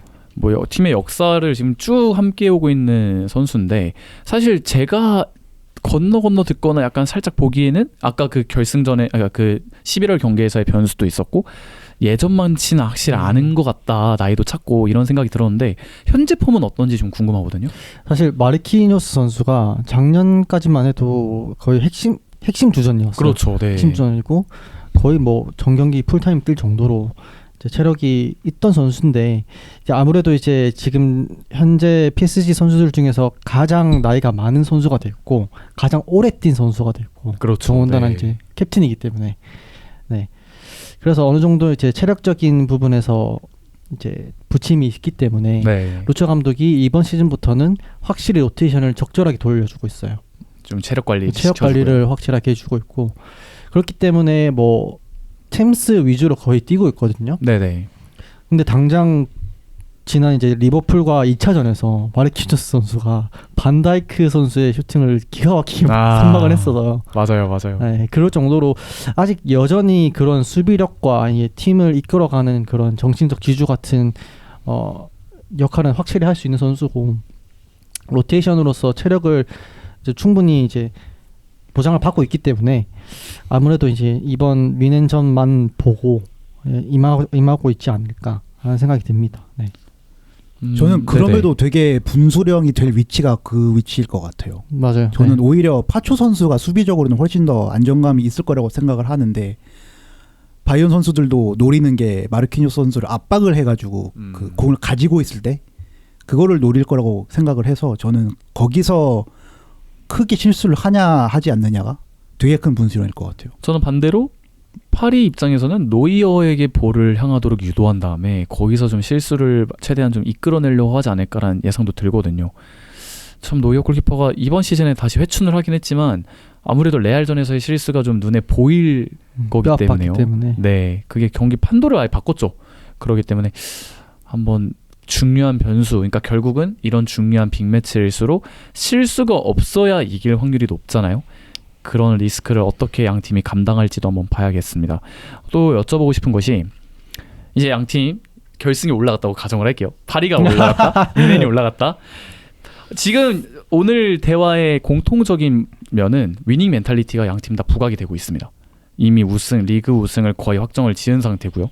이미 미넨은 확정을 지었고 반면 반대쪽 레그에 있는 아틀레티코 마드리드는 약간 정배로 예상이 됐던 코파델레이 결승에서 충격적인 패배를 소시에다드에게 당했죠. 그리고 아스날 역시 뭐 오늘 새벽에 있던 경기는 이겼지만 경기력이 마음에 들지 않았던 거는 당연하고 정말 중요했던 맨시티와의 두 번의 경기를 다 패배하면서 지금 완전 모멘텀이 꺾인 상태거든요.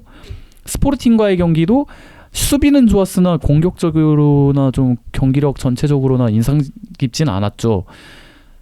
반대인 거죠. 그러니까 아틀레티코랑 아스날은 지금 지는 게 좀 익숙해졌거나 중요한 경기를 이겨낼 모멘텀이 얼마나 있는지 스스로에게 의문이 있을 수밖에 없는 상황에 부상자도 많은 편입니다. 양 팀이 이제 결승에 올라왔어요. 어느 팀이 올라오길 바라고 계신가요? 저는 사실 뭐 어느 팀이 올라왔든 사실 챔피언스 리그 4강까지 올라왔으면 누구랑 붙든 무조건 이긴다는 마인드로 임해야 한다고 생각하거든요. 그런데 이제 반대편 사이드를 생각했을 때 누구는 상관없지만 왠지 개인적으로 아틀레티코 마드리드가 아스날을 잡고 올라오지 않을까. 8강에서 보여줬던 그 멘탈리티가 이 그리즈만과 함께 마지막 시즌을 피날레를 보내겠다라고 맞죠. 하는 그 임팩트가 너무 세서 왠지 모르게 알레티가 올라오지 않을까 조심스럽게 예상해봅니다. 저는 알레티가 올라올 것 같은데 아스날이 올라왔으면 좋겠습니다. 더 이기기 쉬워 보이는군요. 아니요, 왜냐하면 그 알레티는 어쨌든 그 결승을 간 경험이 있잖아요. 맞죠. 근데 반면에 아스날은 20년 전이죠. 네. 그리고 지금 선수들조차 감독조차 결승 경험이 없습니다. 맞습니다. 저는 그 모든 대회에서 결승, 4강, 8강 그 어쨌든 높이 올라갈수록 선수들의 경험이 굉장히 중요하다고 생각이 듭니다. 그런 면에서 알레티는 뭐 이런 말씀 파리쿡님께서 말씀해 주셨던 것처럼 그리즈만의 마지막 시즌 뭐 이런 동기부여도 확실하고 당연히 그렇지만 이제 그렇기 때문에 알레티가 더 무서운 것 같아요. 지금 전력이 누가 더 우세하다고 평가를 하다기보다는 결승에 올라간다면 그런 경험적인 부분에서 알레티가 더 무서울 것 같아요. 근데 아스날은 완전 제 개인적인 거는 어쨌든 저희가 노가 스테이지에서 진 적이 있습니다. 3대1로. 맞습니다. 네. 그리고 제가 그걸 직관을 갔었거든요. 그때도 노이어의 실수가 하나 있었고 네. 직관을 가셨군요. 제가 그때 그 에미레이츠 가서 직관을 했었는데 네네. 그냥 그런 것도 있고 아스날 졌기 때문에 지금 잡으면 더 좋은 것 같고 더 배로 좋은 게 팬들 입장에서 있을 것 같고 근데 당연히 결승 올라가면 이겨야죠. 다들 이기려고 그렇죠. 이제 네. 4강전까지는 그래도 2번의 기회가 있지만 결승전에서는 실수하면 끝이고 맞습니다. 단판이기 때문에 근데 저는 파리가 더 어려울 것 같아서 왜냐면 두 팀 다 좀 수비적인 팀이다 보니까 그렇죠. 오히려 파리 쿵님께서도 비슷하게 생각하실 것 같은데 수비적인 팀과의 경기에서는 보통 공격적인 팀이 원사이드 방향으로 진행되는 경우가 많거든요. 뭐 역습을 맞아서 이렇게 지거나 뭐 이런 안 좋은 결과가 있는 것 빼고는 오히려 공격하는 팀이 팬들 입장에서 더 편히 보일 수 있다고 생각을 해요. 거의 다 뭐 7대 3, 뭐 점유율 거의 그 정도로 가져가고. 그렇죠. 볼을 갖고 있다는 네. 뜻이니까요. 네. 그렇기 때문에 오히려 파리 전과의 매치업이 진짜 더 결승전급이다. 거의 1920 때도 그랬거든요. 1920 때도 파리가 첫 챔스 결승이었죠. 그때가. 맞습니다. 그렇기도 하고 그때는 이제 네이마르, 음바페 그때 한창 있었기 때문에 그때도 제 기억으로는 그 약간 다른 뭐 유튜버 분들이나 인플루언서 분들이 이거는 진짜 보는 맛이 있는 챔스 결승일 거다. 실제로도 그랬고. 실제로 딱 1대0으로 끝났으니까요. 네. 그렇기 때문에 항상 챔스 결승은 좀 되게 원사이드 방향으로 하고 재미없던 경우가 생각보다 많았잖아요. 그렇죠. 네, 그래서 그런 면에서 봤을 땐 이것만 잡으면 그래도 좀 우승이 더 보이지 않을까. 물론 방심하면 안 되겠지만 더 보이지 않을까 이렇게 생각합니다.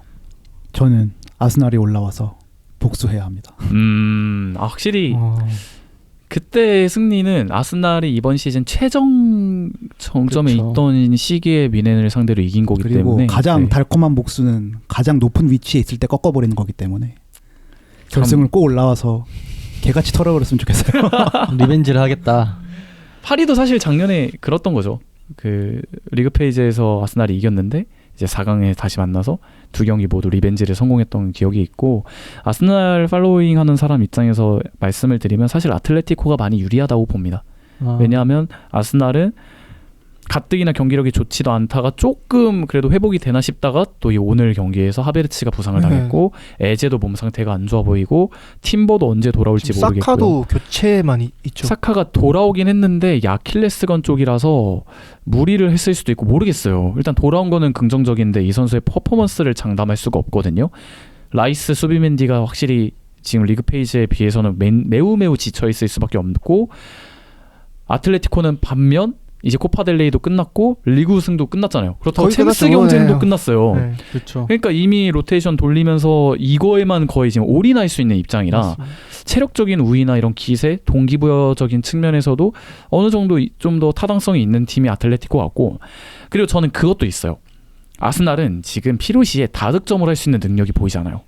일단 그러니까 하베르츠가 게다가 또 주요 득점원 중 한 명인데 인데도 지금 부상으로 빠져서 네. 제가 볼 때는 쉽지 않을 것 같아요. 사타구니를 잡고 나갔는데 바로 한 2, 3일 뒤에 경기를 치른다? 이거는 좀 쉬워 보이지 않고요. 요케레스가 폼이 지금 너무 안 좋기 때문에 긍정적인 면이 없는데 아틀레티코 같은 경우는 어쨌거나 소시에다드에게 졌던 경기도 득점 2개를 성공을 했고 오늘 경기였나 그럴 겁니다. 빌바오 상대로도 3대2 경기를 만들었거든요. 뭐 바르셀로나 상대로 4대0을 만들어내기도 했고요. 이런 면에서 필요시에 다득점을 만들어낼 수 있는 능력은 아틀레티코가 좋아서 그런 면에서는 굉장히 여러모로 유리해 보이나 어쨌거나 2차전이 아스날 홈이고 아스날 역시 아틀레티코를 리그 페이지에서 만나서 4대0으로 이겼던 경험이 있고 챔스에서의 아스날 아직 진 적이 없어요 이번 시즌. 그게 진짜 대단한 것 같아요. 네, 어떻게 리그 보면. 페이지 전승에 그리고 어쨌거나 공격력이 답답한 거랑 별개로 실점도 매우 적습니다. 8강전에서 무실점이었고요. 이런 면을 봤을 때는 희망이 없진 않으나 아스날 팬 입장에서는 근데 결국 골을 넣어야 네, 이기는 그렇죠. 경기다 보니까. 그렇다고 아틀레티코의 수비진이 뭐 약하다고 볼 수는 없잖아요. 수비가 먼저 떠오르는 팀이니까 팬 입장에서는 인테르처럼 산화해도 좋습니다. 결승 가서 5대0까지는 아니더라도 물론 지면 굉장히 속상하겠죠. 그렇죠. 근데 결승에 가야 돈도 더 벌고 일단 가는 거니까 파리가 1920 때 경험을 토대로 지난 시즌에 우승을 한 것처럼 아스날도 언젠가 우승을 목표로 한다면 어쨌거나 결승 가야 경험이 쌓이는 거잖아요. 그런 바램을 약간 번외로 이야기를 해보겠습니다. 되게 그게 중요한 것 같아요. 그 신경 쓸 부분이 많은 게 어쨌든 아스날은 그러니까 저도 뭐 아스날 선수들은 당연히 다 이기고 싶겠지만 네. 오히려 저는 팬들은 리그 우승을 열망하시는 분들이 더 많더라고요. 이게 오랫동안 더 아쉽게 놓쳐서 그런 맞죠, 건지. 맞죠. 그리고 신경 쓸 부분, 이런 여유를 챙길 부분이 아스날이 더 없다 보니까 없죠.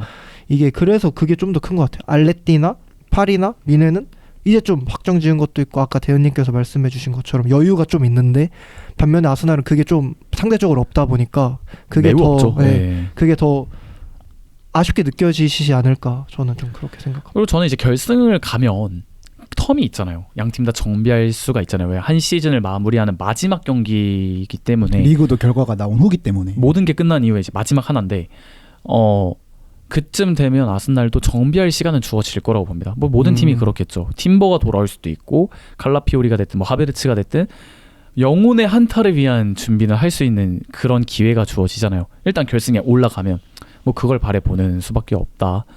약간 번외로 말씀을 드려봤고 챔스 4강 제가 좀 재밌는 기록이 네. 지금 올라가 있는 4팀 중에 공격 포인트 1등인 선수들을 다 일일이 확인을 해보면 바이어는 케인이고 파리는 흐비차고 네. 알레티는 이제 훌리안이 있잖아요. 윌리안. 아스날은 1등이 수비수입니다. 마갈량스. 뭐 예상하고 있었습니다. 세트피스 요즘은 그 세트피스도 잘 이렇게 득점을 좀 많이 떨어졌더라고요. 예전만큼 전에는 진짜 뭐 한 경기 막 몇 골씩 뭐 넣거든요. 나오고 막 꼭 그랬던 것 같은데. 근데 또 어쨌거나 오늘 있었던 뉴캐슬과의 경기에서도 세트피스긴 해요. 엄청난 근데 골이긴 이제 했지만 페널티 박스 안쪽에서의 대응법이 많아지니까 바깥으로 돌아서 에제 피니시를 노린 건데 뭐 좋아요. 이겼잖아요. 근데 저 네. 말씀해 주신 대로 다득점이 가능하냐가 되게 그러니까요. 중요한 부분이라고 생각하는데 알레티는 공격수가 무섭거든요. 그렇죠. 훌리안, 세를로트, 그리즈만이니까. 근데 그거에 비해서 너무 유케레스가 아쉽다 맞습니다. 생각이 들긴 합니다. 그리고 네네. 그 아까 말씀하셨던 세트피스 부분에서 저희가 이제 PSG가 16강, 8강 다 잉글랜드 팀 만났잖아요. 그렇죠. 그래서 그 세트피스 전술이 비슷한 경우가 되게 많아요. 좀 트렌디함이 생겼어요. 네. 네. 근데 그거를 챔스에서는 심판들이 다 제재를 하더라고요. 다 파울을 불더라고요. 맞아요. 그래서 과연 아스날이 챔스에서 이 세트피스 전술을 잘 활용할 수 있을지도 사실 의문이긴 해요.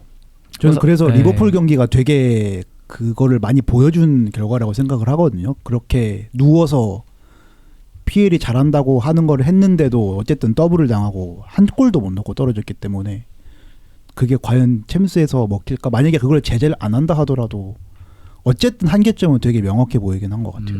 저도 이거는 이번 시즌까지라고 봅니다. 세트피스로 골을 많이 넣을 수 있는 거는. 그러니까 세트피스로 앞으로는 골 넣을 일 없을 거야는 당연히 아니겠지만 이걸 미들 구석으로 하는 순간 뭔가 잘못됐다라는 거고 뭔가 잘못됐으니까 시티한테도 지고 본머스에게도 졌겠죠. 네. 근데 제가 그 세트피스 얘기 나와서 개인적으로 이제 파리쿵님한테 여쭤보고 싶었던 네. 게 이제 어떻게 보면 세트피스라는 게 진짜 이게 게임을 바꿀 수도 있는 거잖아요. 그쵸. 답답하면 게임 그 분위기 속에서 혹시 파리의 이런 세트피스가 최근에 어떤지 좀 궁금하거든요. 사실 뭐 특별할 게 없어요. 파리는. 아, 세트피스의 장점을 가지고 있는 팀이 전혀 아니기 때문에 더군다나 이제 세트피스로 하면 뭐 큰 게 뭐 코너킥이나 이런 게 네, 뭐 있잖아요. 프리킥, 네, 뭐 네. 있는데 이제 파리 선수들이 이제 뭐 중원은 말할 것도 없고 특히 키가 작아요. 작다 그렇죠. 보니까 그렇죠. 미드필더가 뭐, 선수들이네. 그쵸. 공중볼에서 저희가 뭐 우위를 점한다라는 건 사실 말이 안 되고 그렇기 때문에 뭐 저희는 사실 뭐 프리킥을 노려볼 수밖에 없죠. 사실 어떻게 보면 세트피스라고 하면 직접 브레이킹을. 직접 프리킥을 노려볼 수밖에 없죠. 이것도 딱 그 인테르랑 파리 생제르맹 아, 프리뷰 때도 네. 언급을 한번 드렸던 건데 당시 인테르는 세트피스로 올라왔거든요. 잘하던 코너킥으로 계속 팀이었죠. 맞아요. 미넨 상대로도 코너킥으로 2골인가 네, 넣고요. 막. 마지막에. 네, 그런 거 막 파바라도 골 넣고 이랬던 게 기억이 나는데 네. 사실 반면 파리 생제르맹은 워낙 신체적인 능력, 그러니까 피지컬적인 능력이 뛰어난 팀은 아니다 보니까 정통 톱을 쓰는 것도 또 아니기 그렇죠. 때문에 역동성과는 네. 별개로 힘의 측면에서는 조금 밀릴 수가 있잖아요. 마르키뉴스 같은 센터백도 키가 큰 편은 아니니까 또 그런 면에서는 미넨이 노릴 구석도 있지 않을까라는 생각도 네, 말씀해 주시니까 좀 생각이 납니다. 저는 그래도 비슷한 것 같은 게 바이언도 이번 시즌 항상 꼬리표로 달라붙었던 게 세트피스 수비가 약하다. 그래서 항상 기자회견 때도 감독한테도 물어보고 막 이랬었는데 그럴 때마다 감독이 했던 답변이 뭐 수비를 보강하겠다 이런 게 아니라 우리도 세트피스로 넣으면 된다. 맞아요. 우리가 넣는 거 봐라 이렇게 대답을 했었거든요. 그래서 둘 다 그렇게 크게 뭐 장단점을 논할 부분은 아닌 것 같아요. 세트피스는.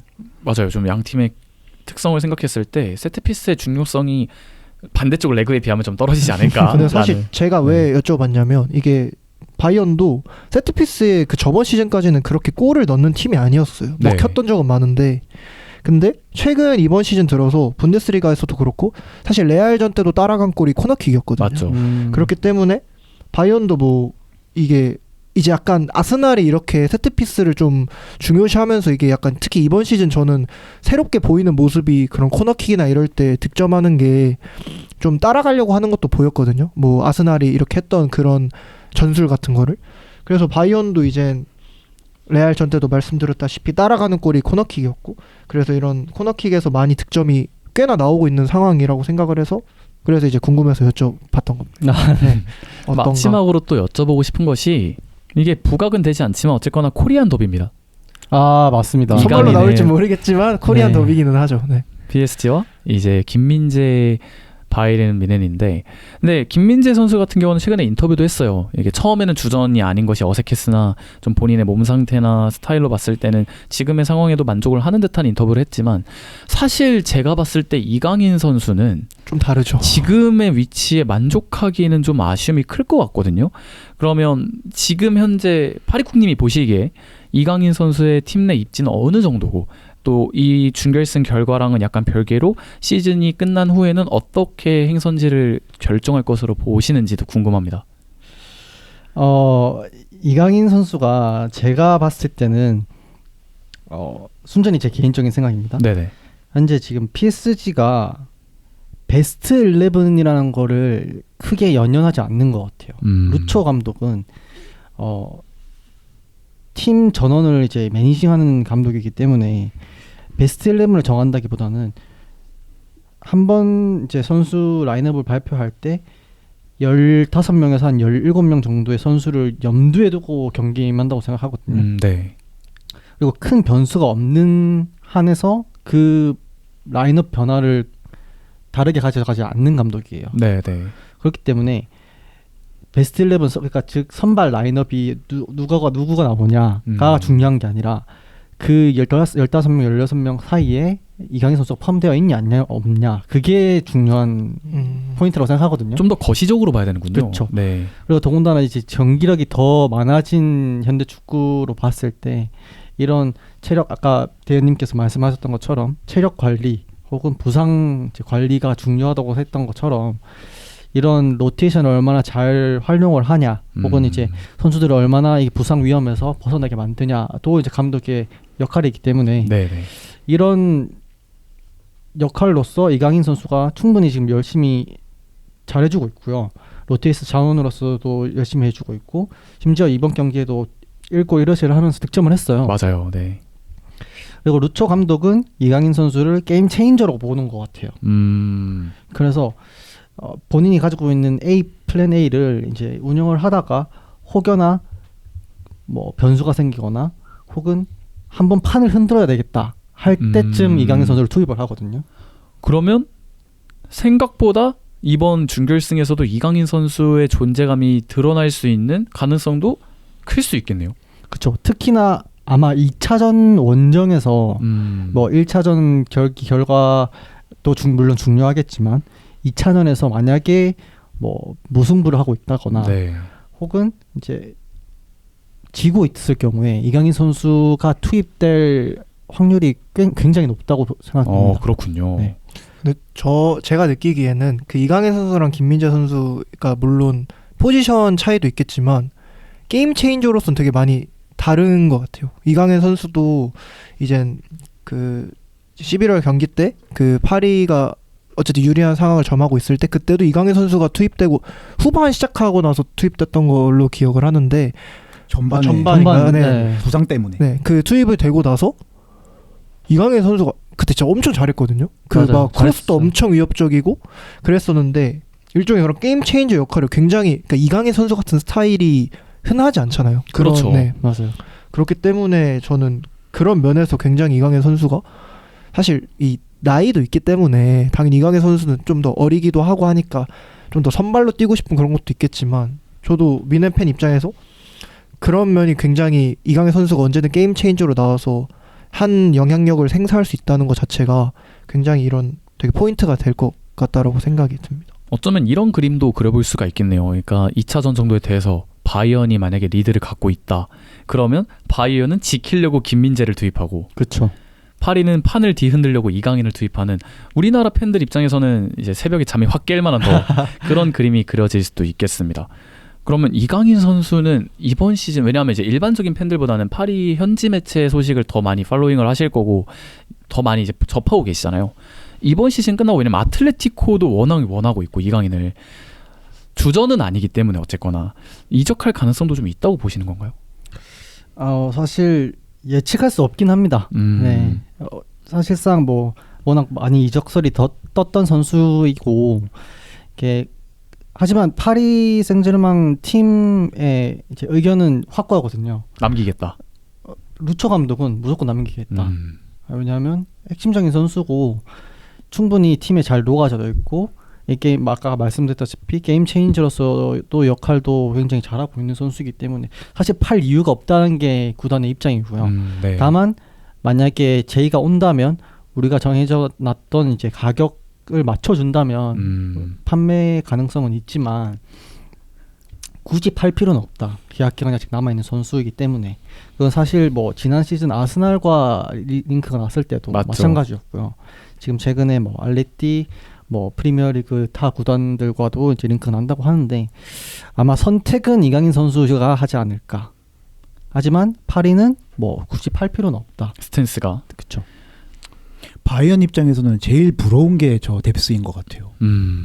오히려 그나브리 부상 때문에 그 게임 체인저 할 수 있는 벤치 멤버가 지금 바이언에 있느냐 했을 때는 저는 없어 보이거든요. 이게 생각보다 좀 큰 매치 포인트가 될 수도 있겠습니다. 그 전까지는 어쨌든 폰지랑 무시알라가 부상 때문에 빠져있는 동안에 완성이 돼 있는 팀이었기 때문에 레알전 같은 경우에도 교체로 들어간 게 알폰소 데이비스랑 무시알라니까. 야, 네. 게임 체인저 입장에서 보면은 엄청나게 좋은 그런 상황이 있었는데 지금 그나브리가 빠진 상황에서는 벤치가 마땅치가 않은 것 같아서 저는 김민재 선수는 말씀해주신 대로 최근에 콤파니 감독이 워낙 또 뎁스가 얇으니까 타 우파메카노 김민재를 다 넣어서 막 백스리도 마지막에는 써서 잠그는 장면도 보여줬었어요. 그래서 저는 잠그는 역할은 가능하지만 그게 게임 체인저랑은 또 느낌이 다르기 때문에 포지션에 그렇죠. 한계가 있죠. 그건데 그래서 그 부분이 제일 불안한 것도 있는 것 같아요.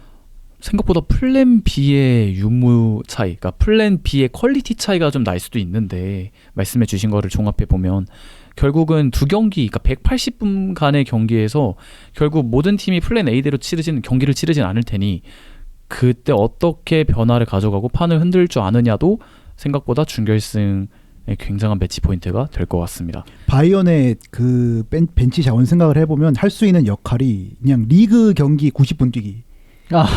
로테이션으로서만 그렇죠. 하는. 그게 가능한 게 뭐 신승영이라던가 고레츠카라던가 이렇거든요. 그러니까 우리가 야구에서 터진 경기를 경기는 9회까지 해야 되잖아요. 콜드게임이 없으니까. 그러면 이제 그때 좀 이닝을 채워주는 투수를 경기 진행 요원이라고 하거든요. 그러면 잭슨 같은 선수가 약간 경기 진행 요원이 되는 겁니까? 최근 리그 경기가 그랬어요. 한 두세 경기가 벌써 다 그랬어요. 그래서 그 선수들을 벤치에 앉혀둔다고 해서 챔스에서 뭐가 그 선수들이 바꿔줄 수는 기대할 수가 없는 부분이라서 어쨌든 주전 member들이 다 잘 해줘야 되는 거고 그게 안 되면은 조금 힘들어지지 않을까 생각합니다. 생각보다 이강인 선수의 비중이 클 수도 있겠습니다. 더더욱 그렇게 되면 우리나라 팬 입장에서는 기대가 될 수밖에 없는 좀 설레는 매치업이 되겠습니다. 네, 이렇게 저희가 준비한 이제 챔피언스리그 준결승 PSG와 뮌헨의 경기 프리뷰를 이제 파리쿵님과 함께 진행을 해봤습니다.